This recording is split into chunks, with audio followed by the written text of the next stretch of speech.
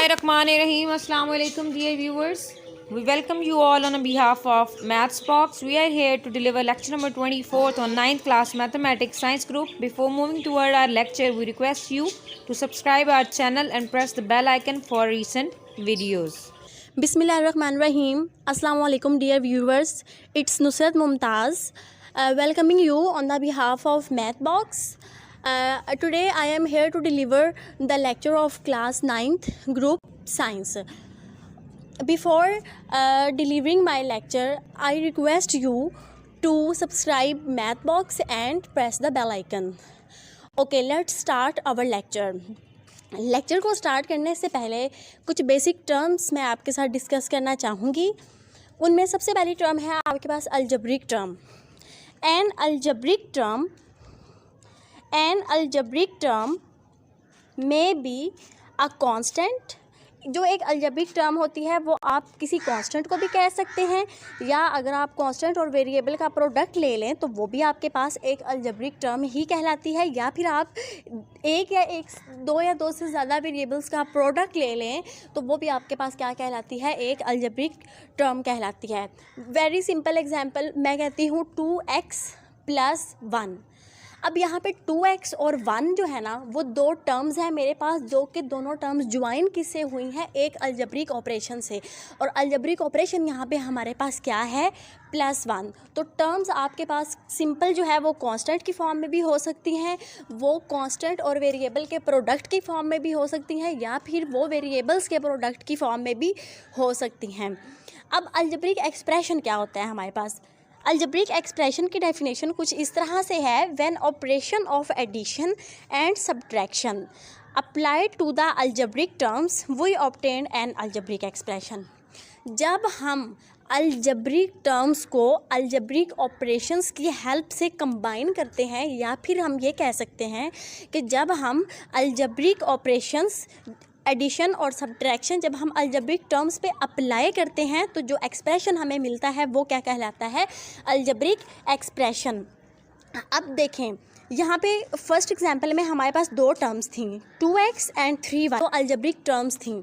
इन दोनों algebraic terms पे जो ऑपरेशन लगा है वो है प्लस का, तो ये मिलके क्या बन गया, एक अलजेब्रिक एक्सप्रेशन।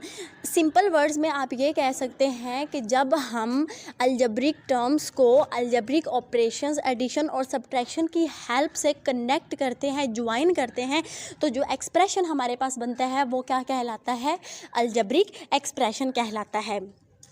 सिमिलरली यहाँ पे एग्जाम्पल्स दी गई हैं आपको, x² + y² + z², ये भी आपके पास एक अलजेब्रिक एक्सप्रेशन है। सिमिलरली √x + y + 1/√z, ये सारे के सारे आपके पास क्या हैं, एग्जाम्पल्स हैं किसकी, अलजेब्रिक एक्सप्रेशंस की। नेक्स्ट डेफिनेशन है आपके पास पोलिनोमियल क्या होता है। पोलिनोमियल जो आपके पास एक टर्म है, ये कम्बिनेशन है दो वर्ड्स का। वो दो वर्ड्स कौन कौन से हैं आपके पास, एक है पोली और दूसरा है nomial. Poly mean many and nomial mean terms. Polynomial mean an expression consisting of one or more terms या फिर मैनी टर्म्स। अब पोलिनोमियल की डेफिनेशन को आपने बहुत ध्यान से समझना है। पोलिनोमियल आपके पास एक अलजेब्रिक एक्सप्रेशन ही होता है।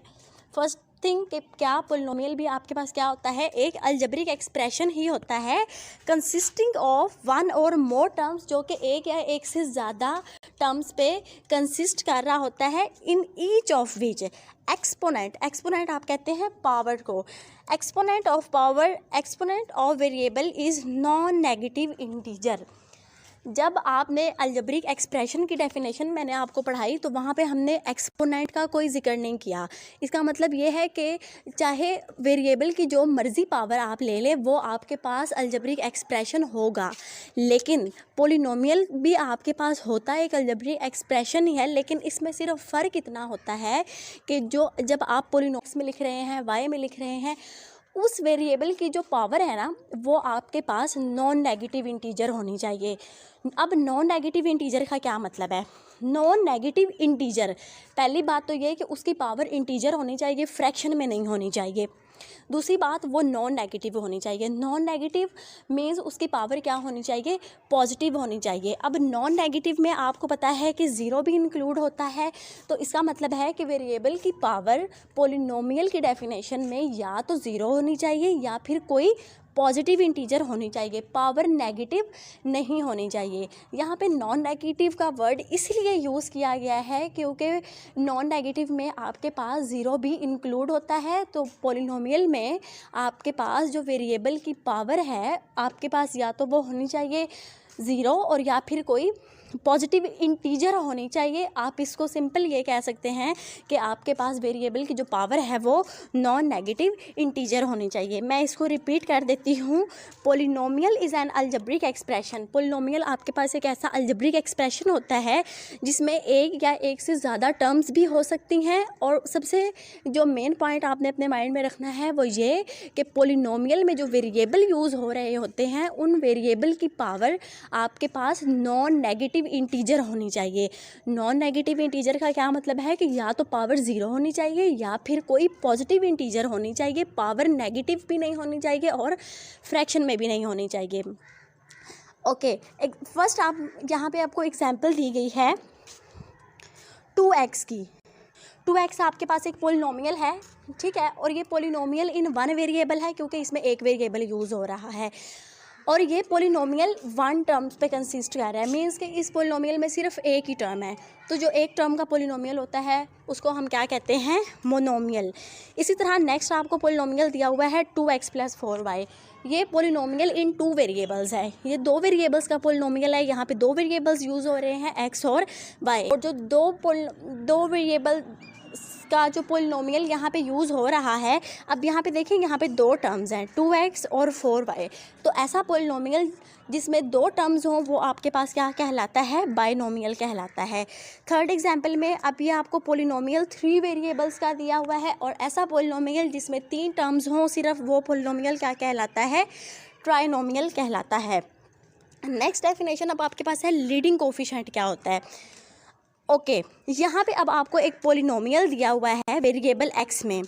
पोलिनोमियल को आपने यहाँ पे p(x) से डिनोट किया हुआ है और इस पोलिनोमियल को आप ये कह सकते हैं कि जनरल वे में इस तरह से लिखा गया है a(n) x(n). अब इसमें a(n) जो है वो क्या है, कोई कोफिशिएंट है और x पावर n मतलब वेरिएबल की कोई पावर जो है वो n है और वो n नॉन नेगेटिव इंटीजर होना चाहिए। इसी तरह से ये an-1 आपके पास एक कांस्टेंट है और xn-1 मींस अगर फर्स्ट आपके पास x क्यूब है तो फिर सेकंड वाली टर्म में एक पावर कम हो के आपके पास क्या आ जाएगी, x²। इसी तरह से ये पूरा पोलिनोमियल आपको दिया गया है और इसमें कंडीशन क्या है कि जो आपके पास हाईएस्ट पावर वाली जो टर्म है, मींस ये x पावर n आपके पास यहाँ पे हाईएस्ट पावर वाला वेरिएबल है, तो इसका जो कोफिशिएंट है वो आपके पास ज़ीरो के इक्वल नहीं होना चाहिए। और एक बात याद रखें कि आपके पास पोलिनोमियल में हाईएस्ट पावर वाले वेरिएबल का जो कोफिशिएंट होता है वो हमारे पास लीडिंग कोफिशिएंट कहलाता है। The coefficient an of highest power of x is called leading coefficient. For example मैं लिखती हूँ 5x² + 7x + 2। तो x² आपके पास यहाँ पे हाईएस्ट पावर है, x की हाईएस्ट पावर क्या है, 2 है। मतलब ये जो मैंने अभी बोला है 5x² + 7x + 2, तो यहाँ पे x² जो है यहाँ पे हाईएस्ट पावर है, तो x² का जो कोफिशिएंट होता है वो कहलाएगा। अब यहाँ पे देखें x की जो सबसे बड़ी पावर है इस पोलिनोमियल में, इस जनरल पोलिनोमियल में, वो x की सबसे बड़ी पावर n है। उसके बाद पावर रिड्यूस होती जा रही है, तो x की सबसे बड़ी पावर n है और इसके साथ जो ये कोफिशिएंट है a पावर n, इसको हम क्या कहेंगे, leading coefficient of the given polynomial. Next definition आपके पास है रैशनल एक्सप्रेशन क्या होता है। The quotient p(x) of q(x) of two polynomials p(x) and q(x) where q(x) not equal to 0। जिस तरह से आपने रैशनल नंबर की डेफिनेशन पढ़ी थी, रैशनल नंबर आपके पास क्या होते हैं, the quotient of two integers p and q where q is not equal to 0। जब हम रैशनल नंबर्स की बात करते हैं तो हम इंटीजर्स को वहाँ पे डिस्कस करते हैं, लेकिन जब हम रैशनल एक्सप्रेशंस की बात करेंगे तो वहाँ पे हम न्यूमरेटर और डिनोमिनेटर में हम पोलिनोमियल्स को डिस्कस करेंगे। The quotient P of x over Q of x, quotient हम ये जो डिविजिबिलिटी की ये जो अगर मैं कहती हूँ ना क्वोशंट ऑफ 2 and 5, तो इसका मतलब होता है 2/5। तो यहाँ पे दो पोलिनोमियल्स हैं पी ऑफ एक्स और क्यू ऑफ एक्स, उनका जो क्वोशंट होगा, ठीक है, और उस पर कंडीशन क्या होगी कि जो नीचे वाला पोलिनोमियल है क्यू ऑफ एक्स वो आपका ज़ीरो नहीं होना चाहिए। बिल्कुल वैसे ही जैसे आपने रैशनल नंबर की जब डेफिनेशन पढ़ी थी तो आपने क्या कहा था कि the numbers written in the form of p over q where p q belong to set of integers and q is not equal to zero. Just हमने वहाँ पे इंटीजर्स को डिस्कस किया था, यहाँ पे हम इंटीजर्स के बजाय हम क्या लेंगे, पोलिनोमियल्स लेंगे। यहाँ पे पी ऑफ एक्स भी आपके पास एक पोलिनोमियल है और क्यू ऑफ एक्स भी आपके पास एक पोलिनोमियल है, और क्यू ऑफ एक्स पे कंडीशन क्या है कि क्यू ऑफ एक्स आपका ज़ीरो के इक्वल नहीं होना चाहिए। तो फिर ये आपके पास क्या बनेगा, एक रैशनल एक्सप्रेशन बनेगा। रैशनल एक्सप्रेशन आपके पास क्या होता है, the quotient of 2 of x where q of x is not equal to zero. इसमें जो पी ऑफ एक्स है वो आपका न्यूमरेटर कहलाएगा और क्यू ऑफ एक्स आपका क्या कहलाएगा, डिनोमिनेटर। किसका, इस rational expression P of x over Q of x का। आप बहुत सारे एग्जांपल्स इसमें दे सकते हैं। मैंने यहाँ पे एग्जांपल दी है 6x + 1 ओवर 3x + 16, और कंडीशन क्या होनी चाहिए कि जो 3x + 16 है वो ज़ीरो के इक्वल ना हो। तो ये आपका क्या कहलाएगा, एक रैशनल एक्सप्रेशन कहलाएगा। ओके, एक नोट आपने अपने माइंड में रखना है, नोट को रीड आउट कर लेते हैं हम। Every polynomial p of x is a rational expression. हर पोलिनोमियल पी ऑफ एक्स वो क्या होता है, एक रैशनल एक्सप्रेशन होता है।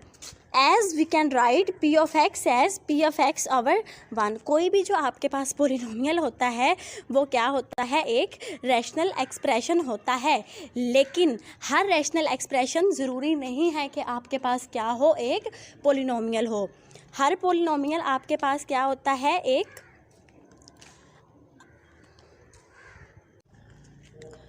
ओके। अब हम एक्सरसाइज 4.1 स्टार्ट करते हैं। इसका फर्स्ट क्वेश्चन देखते हैं।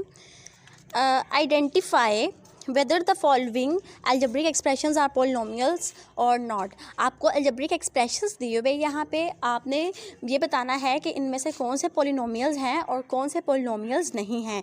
पोलिनोमियल के लिए आपने एक बात अपने माइंड में रखनी है कि पोलिनोमियल में वेरिएबल की पावर हमेशा या तो ज़ीरो होती है या फिर कोई पॉजिटिव इंटीजर होती है। फर्स्ट देखें 3x² + 1/x - 5। यहाँ पे x की पावर, ये जो x डिनोमिनेटर में है, जब मैं इसको ऊपर शिफ्ट करूँगी तो इसकी पावर नेगेटिव हो जाएगी, तो ये फिर पोलिनोमियल नहीं रहेगा। इसका आंसर आपके पास क्या होगा, नो। नेक्स्ट देखें 3x³ - 4x² - x² + 3। अब इसकी थर्ड टर्म देखें, x पे स्क्वायर रूट है, इसका मतलब है कि x की पावर 1/2 है, तो 1/2 और ये वाले x की पावर 1 मिलके 3/2 बन जाएगी। तो ये फिर आपके पास पोलिनोमियल की डेफिनेशन को फुलफ़िल नहीं करेगा, क्योंकि पावर फ्रैक्शन में आ जाएगी, तो ये भी आपका पोलिनोमियल नहीं होगा। Next x³ - 3x + √2। जी, ये आपका पोलिनोमियल होगा। क्यों? क्योंकि यहाँ पे वेरिएबल की जो पावर है वो 3 है और यहाँ पे वेरिएबल की पावर क्या है, 1 है। तो वेरिएबल की पावर यहाँ पे आपके पास नॉन नेगेटिव इंटीजर ही है, फ्रैक्शन में नहीं है, तो ये आपका क्या होगा, पोलिनोमियल होगा। नेक्स्ट फोर्थ वाला पार्ट देखें, 3x ओवर 2x - 1 + 8।